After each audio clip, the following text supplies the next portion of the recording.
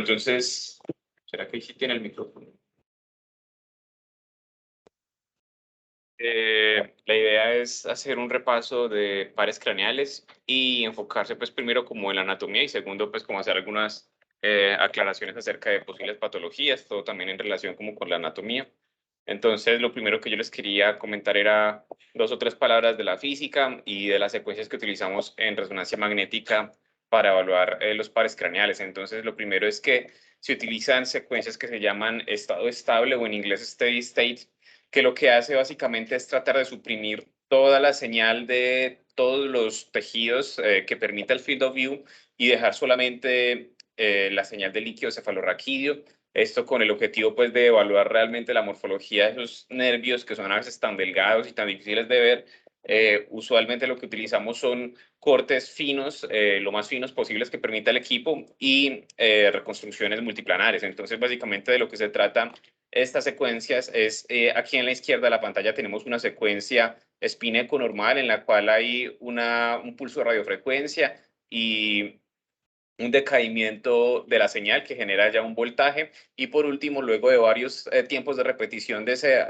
frecuencia, de ese pulso de radiofrecuencia, pues lo que hacemos nosotros es prender las antenas que nos permiten escuchar el eco de los protones y así pues se genera toda la información necesaria para luego convertirse en una imagen.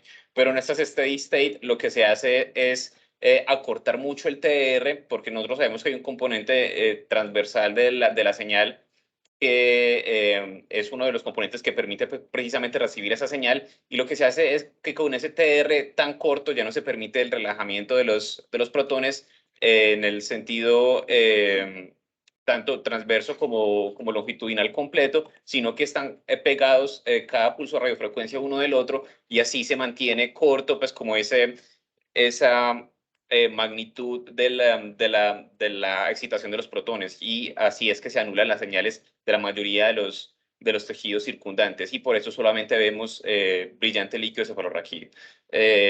Tiene varios nombres de acuerdo a la marca comercial, está el Fiesta y el que nosotros utilizamos con Siemens, que es el KISS o el SIS. Y bueno, entonces empecemos con los pares craneales. Lo primero son los oculomotores. Y empecemos con el tercer paro, motor ocular común. Tiene 2 tipos de información. Tal vez el más importante es el eferente, que obviamente lleva una inervación motora, se conoce como el oculomotor, y lo que hace es inervar los músculos elevador del párpado, que a veces se nos olvida, el recto superior, el medial y el inferior, y el oblicuo inferior del ojo. Y tiene también otro componente motor visceral, que básicamente viene de un núcleo que se llama el Edinger-Westphal, y pues presta inervación parasimpática de los músculos constrictor de la papila ciliar. Entonces tenemos aquí como en la unión entre el mesencéfalo y la protuberancia más o menos, la ubicación de estos 2 núcleos. En azul el representado del núcleo de Eiger-Westphal siempre un poco más superior y el complejo nuclear oculomotor un poco más grande y más inferior. Vamos a ver con detalle pues como todo el recorrido del nervio desde su origen aparente hasta pues, que inerva los músculos. Entonces, empezando con sus fibras motores, el núcleo del motor ocular común se origina desde el mesencéfalo más o menos a la altura del colículo superior. Entonces tenemos nuevamente este núcleo pintado acá como en rosa y transcurre medial al núcleo rojo y al pedúnculo cerebral. Este sale en la fosa interpeduncular y se encuentra una estrecha relación entre los vasos acá provenientes de la circulación posterior. Entonces tenemos la arteria cerebelosa superior y la arteria cerebral posterior. Esto es bastante importante pues porque tiene una relevancia patológica que veremos un poco más adelante. Cuando cuando ya llega a su recorrido cisternal, pues tiene 2 fibras importantes, una que es, o mejor dicho, son superiores e inferiores, y al entrar, esta es la arteria cerebral posterior y la arteria cerebelosa superior, que son nuevamente las relaciones anatómicas, y al entrar a la fosa o la fisura orbital superior se divide en 2 ramas, que veremos más adelante, porque básicamente tiene que llegar este nervio hasta el elevador del párpado, que es el nervio extraocular extra que este pues, nervio alcanza. Y en su rama superior, pues llega nuevamente hacia al músculo recto superior, el elevador del párpado, entonces estas dos, y su rama inferior, pues lleva al resto de músculos extraoculares que este nervio se encarga de inervar, que es el músculo recto inferior, el músculo recto medial y el músculo oblicuo inferior, que es este que a veces también se nos olvida evaluar por imágenes, a pesar de que se ve muy bien, especialmente en cortes coronales. Y ya hablando pues del núcleo parasimpático, que es el Edinger-Westphal, se encuentra dorsal al núcleo del motor ocular común. También pues lleva su mismo recorrido, pero la diferencia es que primero su contenido es de fibras parasimpáticas y segundo pues termina en un ganglio que se llama el ganglio ciliar, que se encuentra básicamente en el ápice o en el vértice orbitario, y pues posterior a esto llega a su inervación a los nervios ciliares cortos para los músculos constrictor de la pupila y ciliar. Entonces ahí tenemos los dos componentes del motor ocular común, el motor puro y el parasimpático. Durante su recorrido pues presenta dos puntos clave. Uno de ellos es su paso a través del seno cavernoso. Entonces vemos acá que es el nervio, entre más posterior se vea o evaluemos un corte en el seno cavernoso, pues más superior encontraremos el tercer par. Y dentro de sus mismas fibras, pues lleva los dos tipos de información, tanto los parasimpáticos, que usualmente son más periféricos, y los motores, que son más centrales. Esto también tiene una relevancia patológica porque cuando existe cualquier tipo de compresión extrínseca, las primeras fibras que son comprimidas son las fibras parasimpáticas, y definitivamente pues esas serán las manifestaciones clínicas del paciente inicialmente. Y al avanzar en sentido anterior a través del seno cavernoso, pues nos daremos cuenta que el cuarto par pues tendrá a ubicarse más superior. Esto lo vamos a ver ahorita en imágenes. Y pues nuevamente vale la pena recordar que todo este seno cavernoso es un contenido de múltiples vasos delgados que llevan en su mayoritariamente sangre venosa, pero pues al interior del mismo también se encuentra el recorrido de la arteria carótida interna, que también puede ser objeto pues de procesos patológicos. No solamente eso, sino que también demuestra un recubrimiento meningio que de igual manera pues puede ser causa de algunos de los procesos patológicos que puedan afectar el tercer par.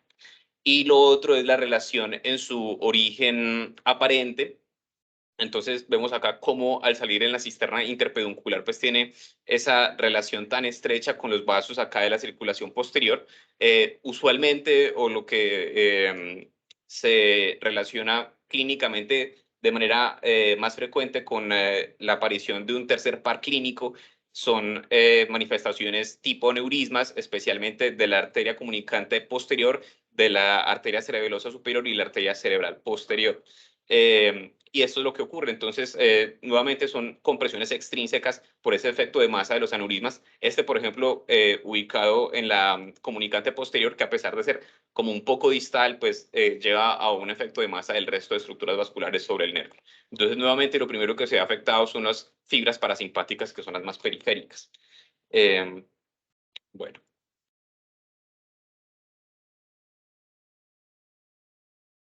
En imágenes, pues nosotros nos tenemos que hacer como la idea de que existe un origen aparente cercano como a los colículos superiores, más o menos en la región periacueductal, y pues el núcleo del motor ocular común evidentemente no vamos a saber nunca dónde está, pero pues es deber de nosotros más o menos intuir por dónde se encuentran estas estructuras.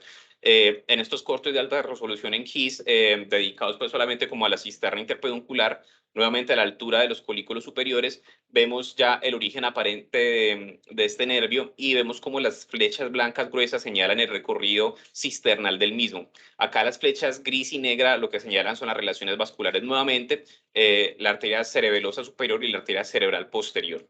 En este corte sagital vemos pues de manera muy chévere como ese recorrido cisternal del nervio está marcado por la presencia nuevamente de la arteria cerebral posterior y la cerebelosa superior, provenientes ambas de la arteria basilar. Entonces, nuevamente, siempre es uno de los puntos de referencia que nosotros deberíamos ir a mirar en casos en que se reporte un evento clínico pues, del tercer par. Acá, pues, otro ejemplo, nuevamente nos llevan a la cisterna interpeduncular, el recorrido cisternal del nervio, y cómo en la bifurcación, pues, ya de la arteria vacilar en la formación de la cerebral posterior y la cerebelosa superior, pues encontraremos el recorrido de este tercer par. Acá pues ya casi que en contacto con la cerebral posterior. Y estos son cortes de alta definición a lo largo de cortes coronales de alta definición a lo largo del seno cavernoso, desde un sentido posterior hasta otro inferior, llegando casi a la altura de la fisura orbitaria superior. Y vemos en la flecha gris señalado el cuarto par y en la negra grande señalado el tercer par. Y vemos como a lo largo del recorrido de ese seno cavernoso, pues las relaciones anatómicas se van invirtiendo, llevando a que el tercer par, que es más superior en la parte más posterior, pues pasa en sentido inferior, y este pequeño granito acá que vemos, que es el que corresponde al cuarto par, pues se hace superior. Entonces, esas son las relaciones anatómicas importantes. Manifestaciones clínicas, pues, además de las parasimpáticas, como pérdida del reflejo pupilar y, y tal vez algo de tosis, pues lo que veremos comúnmente es o nosotros como radiólogos podremos acercarnos es a la desviación de la mirada pues donde se ubicará el ojo es donde exista tono contrario a los músculos inervados por el motor ocular común, o sea, la mirada desviada en sentido lateral. Y en este otro ejemplo, pues vemos como una dilatación aneurismática en el territorio de la arteria carótida interna en su recorrido cavernoso, pues puede ser la causante de una de estas manifestaciones. En este otro vemos, en un caso pues de un infarto antiguo, o en un infarto en curso, pues ya por lo menos con representación en FLAIR, como pues puede también ser la causa de una de estas manifestaciones, siendo o teniendo en cuenta que nosotros no sabremos precisamente nunca dónde se encuentra el núcleo del tercer par, pero acercándonos nuevamente a las relaciones anatómicas de los colículos superiores y la región periacueductal, pues nos podríamos llegar a acercar como a decir algo por imágenes. O no sé si el profesor tenga algo ahí como que agregar. Eh, Cuarto par, o nervio troclear, básicamente lleva solo fibras motoras eferentes de tipo somático. El núcleo se llama el núcleo troclear y la función es la inervación del músculo oblicuo superior, que es uno de los que no inervaba el motor ocular común. Básicamente eso es lo que nosotros tenemos que tener en cuenta. Acá hay dos cosas importantes al momento de hablar del nervio troclear, es que tiene un origen real y un origen aparente, cada uno ubicado a un lado diferente de la línea media. El origen real pues siempre va a ser contralateral. Entonces eso es uno de los tips anatómicos del cuarto par. Y haciendo un corte más cercano, vemos que entonces a nivel del colículo inferior, en este caso es donde se origina el cuarto par, la decusación de las fibras ocurre desde su origen y aproximadamente abraza pues como nuevamente ese acueducto central al nivel del tallo, y tiene una salida caudal a los colículos inferiores a nivel de una estructura que es un vestigio del desarrollo de la fosa posterior, que se llama el velo medular superior. Eso lo podemos ver por imágenes y podríamos estar seguros nuevamente a qué altura podría ubicarse el origen real del cuarto par. Entonces, otra de las relaciones anatómicas importantes es que el recorrido del cuarto par es a lo largo de la cisterna ambiens. Por lo tanto, cualquier cosa que lo esté ocupando, pues muy potencialmente podría estar causando alteraciones en la funcionalidad de este cuarto par. Entonces, es otra de las relaciones. Y nuevamente, pues ya en su parte más anterior cisternal, pues está otra vez en relación con los vasos que se originan ahí de la circulación posterior, que podrían también ser de manera potencial causa de síntomas de esto. Por último, atraviesa el espacio entre la arteria cerebral posterior y la arteria cerebelosa superior y lleva un recorrido lateral al tercer par. Acá vemos el tercer par y el cuarto pues siempre será un poco más lateral. Nuevamente, en esta representación gráfica del seno cavernoso, vemos en un corte posterior como el cuarto par, que en este caso solo lleva fibras motoras, pues se encuentra inferior al nervio motor ocular común, y recordemos que el nervio motor ocular común siempre será un poco más grueso. Ya en cortes más anteriores, pues este nervio saldrá en una ubicación más superior con respecto al tercer par. Importante, inerva el nervio oblicuo superior contralateral a su origen, porque ya sabemos que la decusación ocurre en su origen real. ¿Listo? En imágenes, pues básicamente podríamos hacer un acercamiento impreciso de su origen real, nuevamente ubicándonos a la altura de los colículos inferiores y tratando de encontrar esta estructura que se llama el velo medular. Una vez que encontremos el velo medular, pues podríamos tratar de dilucidar dónde es que se encuentra el recorrido de este paro a lo largo de la cisterna ambiens, que en este caso está siendo señalado en este lado por esta flecha gruesa blanca y en este otro lado por flechas grises, que pueden ser potenciales pitfalls. Primero, que el velo medular se nos confunda con cualquier otra estructura, por ejemplo, una vascular. Segundo, que el nervio en su recorrido a lo largo de la cisterna ambiens también se nos confunda con alguna estructura de tipo vascular.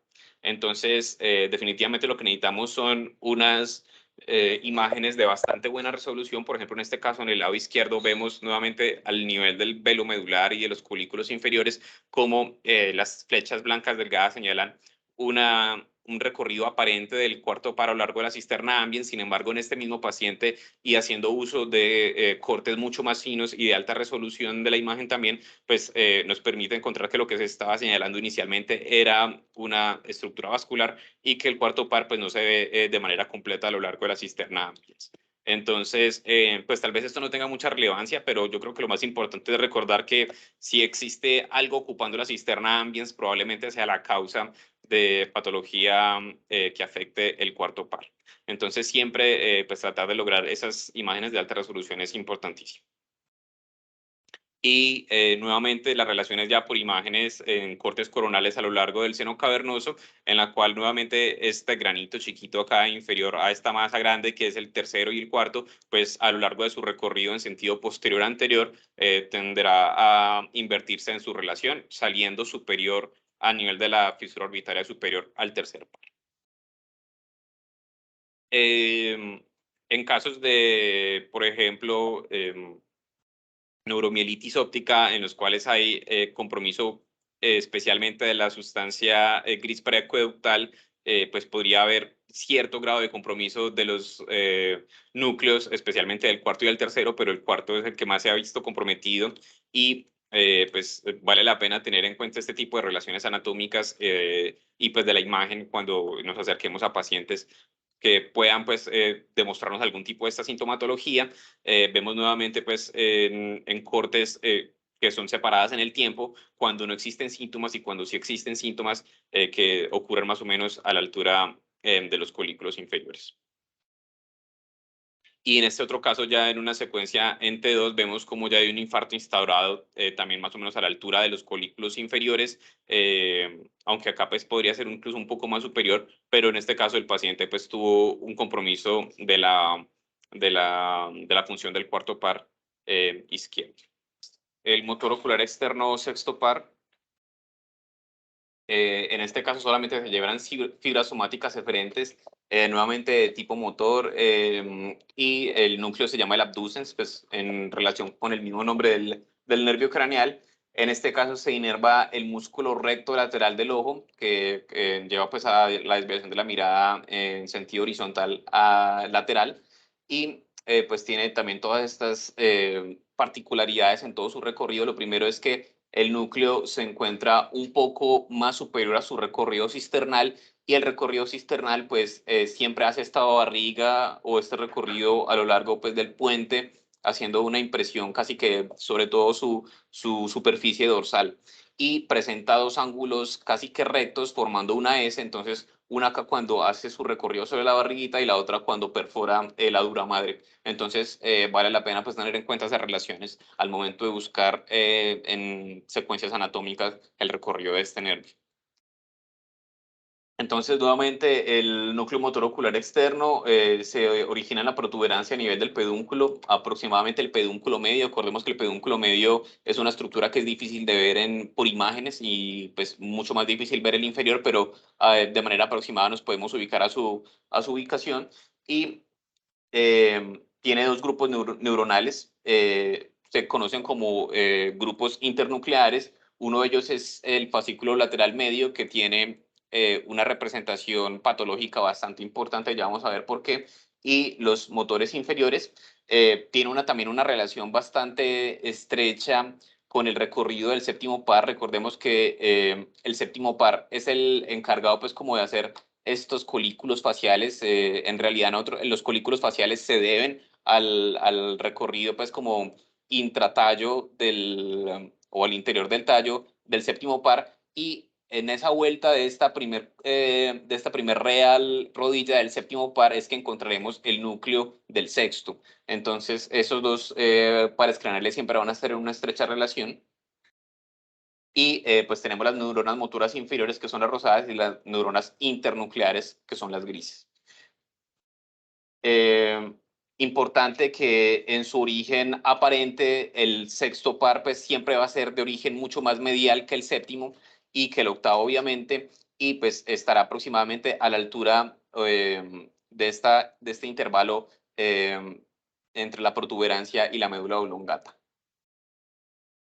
Entonces, nuevamente, el sexto par sale en la unión bulbo-protuberancial y tiene ese recorrido cisternal, pues como en curva ascendente. Y al momento de perforar la dura madre, pues casi que hace un giro en 90 grados para perforarla. Recordemos pues que el sexto par tiene un canal que es bastante conocido pues en anatomía radiológica, que se llama el canal de Dorelo. Usualmente pues, hace parte de las preguntas que nos hacen, entonces hay que tenerlo en cuenta siempre. Y está en un recorrido estrecho también pues como con el quinto, o sea, son dos caminos completamente diferentes, pero nos podríamos estar equivocando si no somos juiciosos. En su porción cavernosa, pues sí es el más inferior de todo, pero es importante que es el que está en una relación más estrecha con la arteria carótida interna intracavernosa. Acá nuevamente pues vemos como toda la complejidad de las relaciones tanto neuronales como anatómicas que existen de estos pares craneales, y vemos como el núcleo del motor ocular externo nuevamente está como siendo abrazado por ese recorrido del séptimo par. El séptimo par entonces forma este colículo del facial, y va a ser nuestro punto de referencia anatómica para ir a encontrarlo, y a partir de él pues sabremos en dónde existe su origen aparente, que es en la unión bulbo-protuberancial.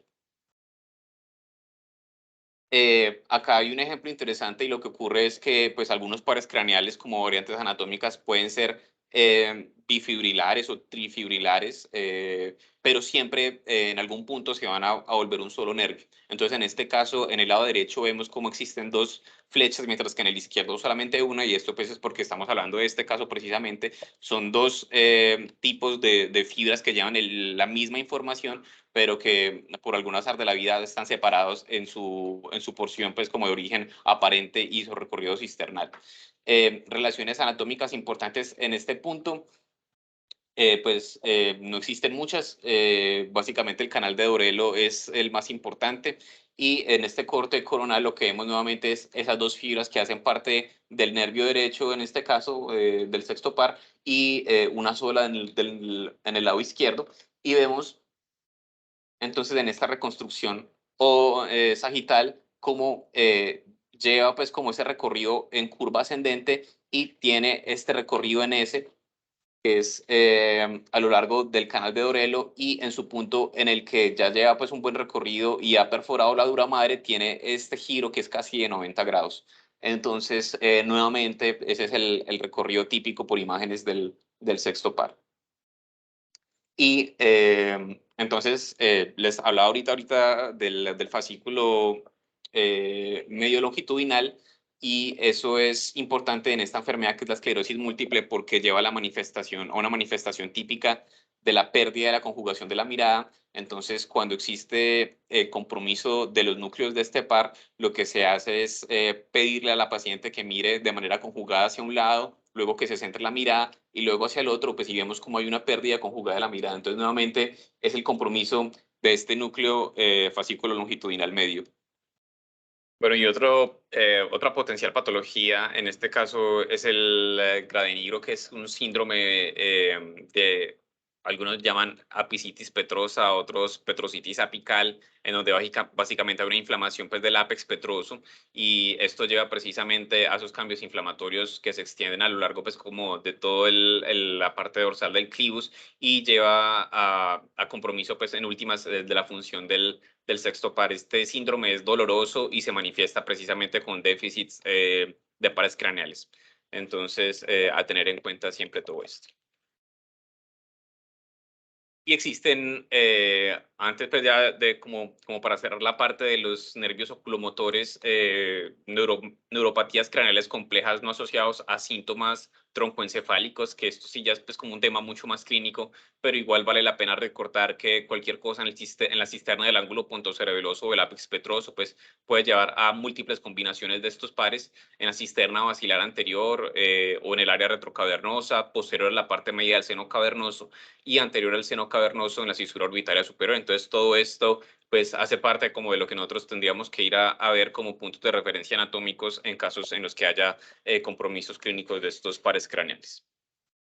Y por último, el síndrome de Tolosa-Hunt, o también llamado oftalmoplejía dolorosa, que es un síndrome idiopático de infiltración linfocitaria no infecciosa, en la cual hay pues precisamente la aparición de una masa heterogénea que realza con el contraste y que en este caso, por ejemplo, está rodeando la arteria carótida interna izquierda en su totalidad. Acá también, en este caso, pues en una reconstrucción o en una adquisición T2 coronal, vemos que ese tejido es levemente más o casi isointenso a la sustancia blanca del cerebro, mientras que con la administración del medio de contraste en una secuencia T1, pues tiene ese realce que es habido. O el diagnóstico de este síndrome es bastante importante porque el manejo es muy sencillo y demuestra pues como una mejoría clínica espectacular. Básicamente solo se administran esteroides y el paciente mejora en tan solo unos pocos días. Lo más importante de este síndrome es que la oftalmoplejía siempre va a ser dolorosa.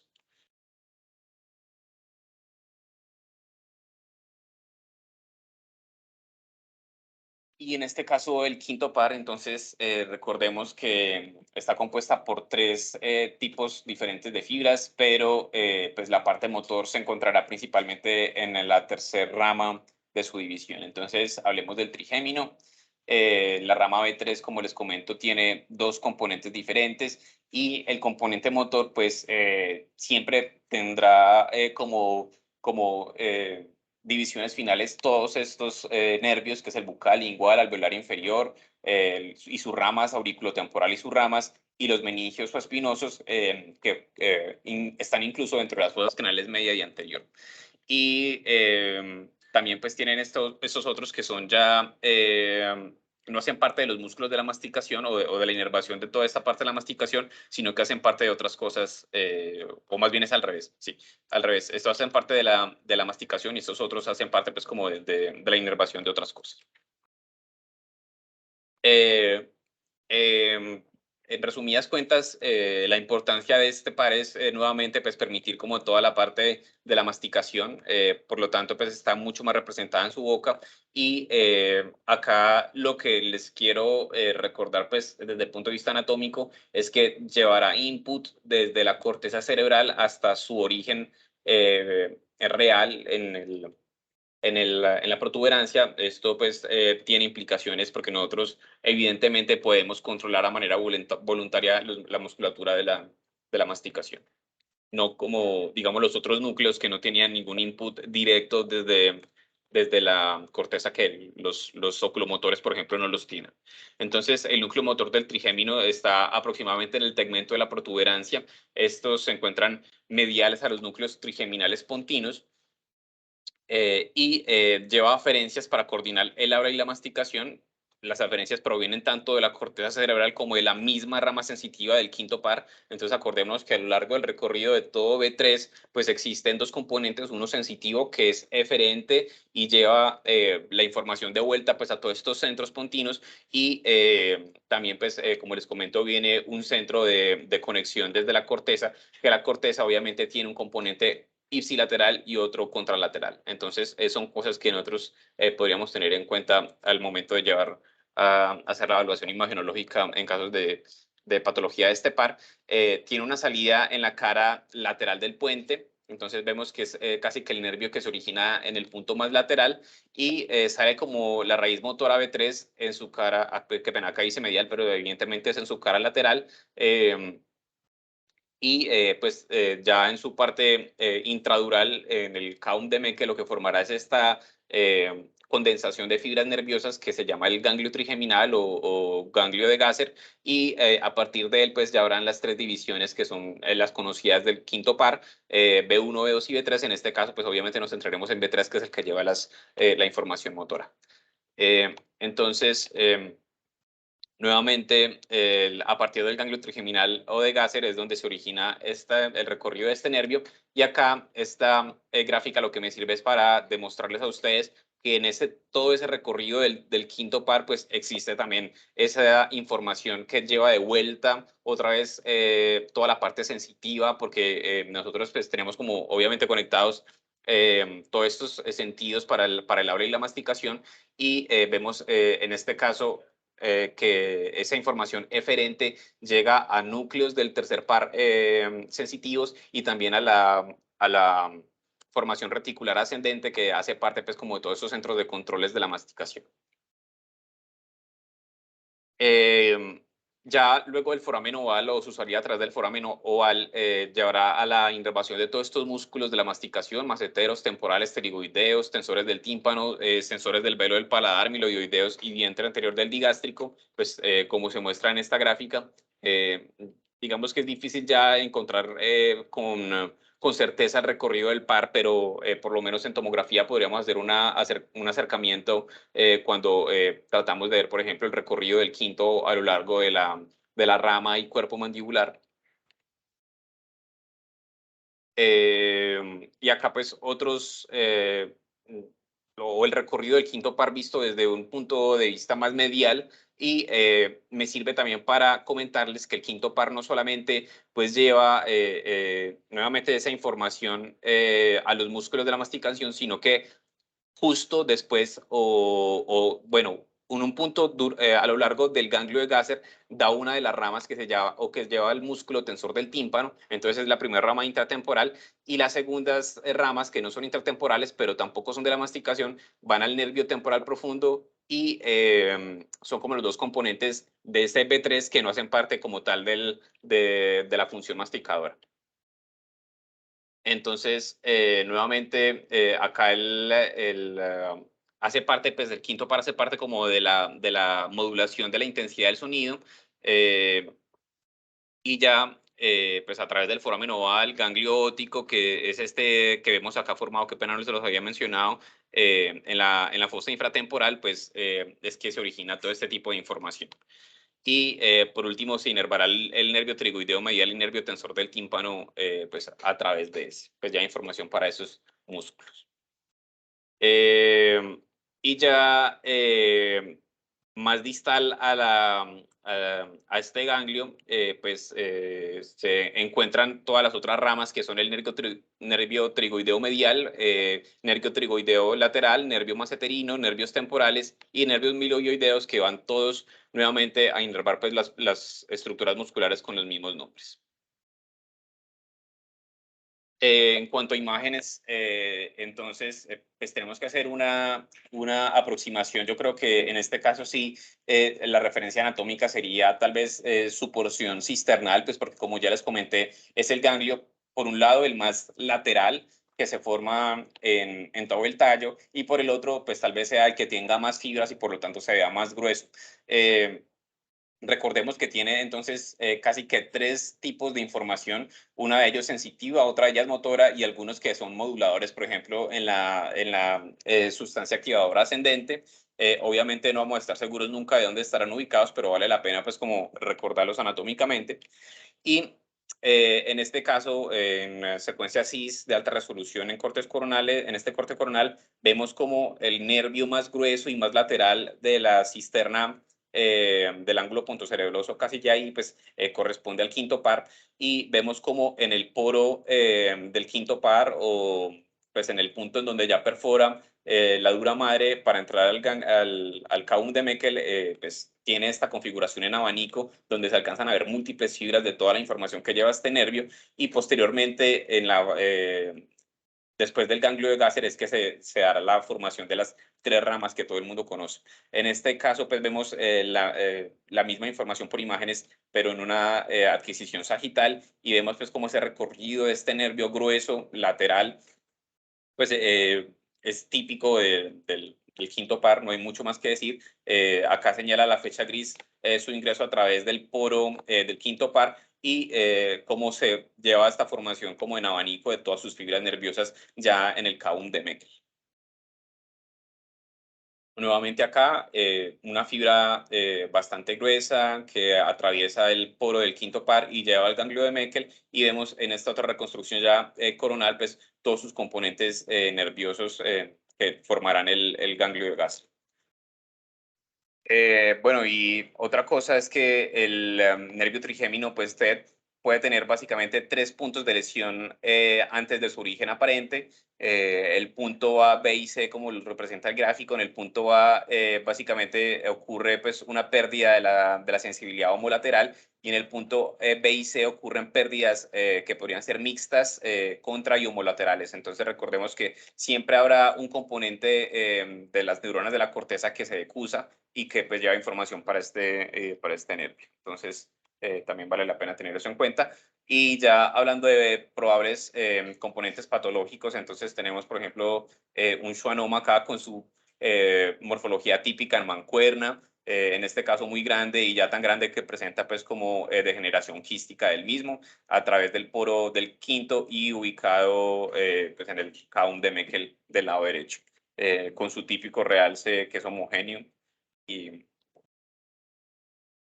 en este otro caso, lo que representan aquí es un asa vascular de la arteria cerebelosa superior, que también podría ser la causa de síndromes dolorosos del quinto par. Y digamos pues que es uno de los puntos que tal vez son más importantes que las asas vasculares en el canal auditivo interno. En este otro caso fue un paciente que fue llevado a una extracción de diente en el lado derecho, en el maxilar inferior, perdón, en la mandíbula mejor, y vemos acá pues como hay un componente hiperintenso en todo ese nervio, esto porque hubo una infección que se diseminó de manera perineural a lo largo de todo el trigémino, a lo largo de su rama B3 y que ahora está comprometiendo pues el ganglio de Gasser en este punto. Y en la secuencias por contraste, perdón, esto no es una hiperintensidad, sino es un realce central del nervio. Pues tener en cuenta que las causas de neuralgia, como les comento, pueden ser varias y es importante que la distribución del dolor en en las causas de neuralgia usualmente es más hacia la rama B3, precisamente por esto, porque las patologías del ángulo pontocerebeloso, que tal vez son las más comunes que las afecten, llevan a la compresión o contacto inicial, siempre primero de las ramas del B3 a lo largo de su recorrido cisternal y en el punto en el que perfora pues la dura madre. Y entonces aquí está lo que hablaba el profe del patrón de atrofia motora del nervio trigémino. Entonces puede haber una atrofia proximal de B3 y una distal que incluye solo el nervio miroyoideo y que afectará solo el vientre anterior del músculo digástrico y el músculo miroyoideo. Entonces, cuando estemos ante la presencia de solo una atrofia distal, pues lo que tendremos que hacer es ir a buscar causas casi que extracraneales de compromiso del nervio B3. Y pues definitivamente existen muchas cosas que pueden afectar la función de este quinto par. Aquí está pues toda la lista que no vale la pena leer una por una, pero ahí se las dejo en la presentación como para repaso.